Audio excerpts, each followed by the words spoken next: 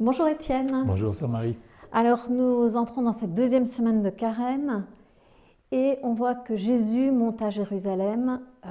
Dans l'Écriture on dit Jésus marche résolument, prend résolument cette route de Jérusalem. Alors on a vu dernièrement que tu as sorti un bouquin dans les pas de Jésus à Jérusalem. Mais pourquoi Jérusalem? Pourquoi cette ville qui est en fait minuscule? C'est pas une très très grande ville, Jérusalem.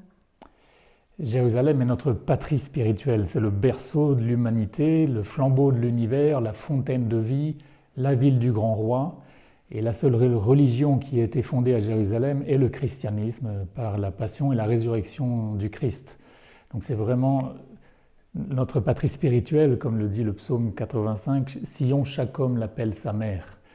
Et même si nous pouvons venir de tous les lieux de la terre, quand on s'y rend, on se rend compte qu'il y a vraiment quelque chose de différent. La patrie de notre âme et de notre cœur, là où Dieu a livré son cœur pour chacun d'entre nous. Et le christianisme est une religion de l'histoire, de l'incarnation. Donc il est bon de nouveau prendre conscience de ces lieux et de ces événements qui se sont produits il y a 2000 ans, mais qui ont des effets aujourd'hui jusqu'à la parousie et même dans le ciel. Donc, Sion, chacun l'appelle sa mère, c'est quand même étonnant parce que c'est du temps des psaumes, donc c'est très très vieux comme verset.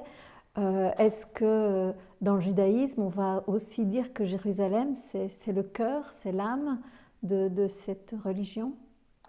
Alors, les historiens disent que Jérusalem aurait été conquise par David en 1003 et c'était la capitale de leur grand royaume, là où l'Arche d'Alliance a résidé pendant presque 500 ans jusqu'à la conquête par les Babyloniens, mais il restait au moins le temple construit à la demande du Seigneur.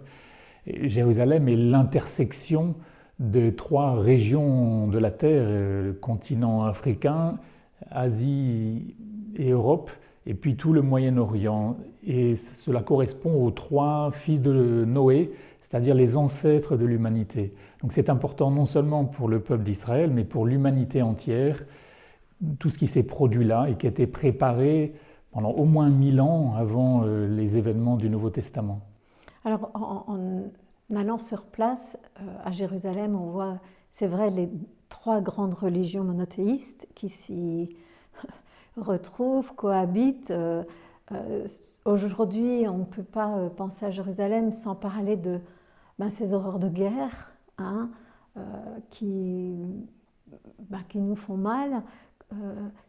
C'est nouveau, on a l'impression que c'est toujours des guerres fratricides qui reviennent et qui reviennent. Comment une ville de la paix peut être... Enfin, on a l'impression que c'est juste l'inverse, quoi. Elle ne vit pas du tout ce pourquoi elle est créée, cette ville. Jérusalem en araméen se dit Urishlem, lumière de paix. Et le démon a horreur de cette paix. Et donc, depuis les origines, Jérusalem a été attaquée 54 fois, conquise 47 fois.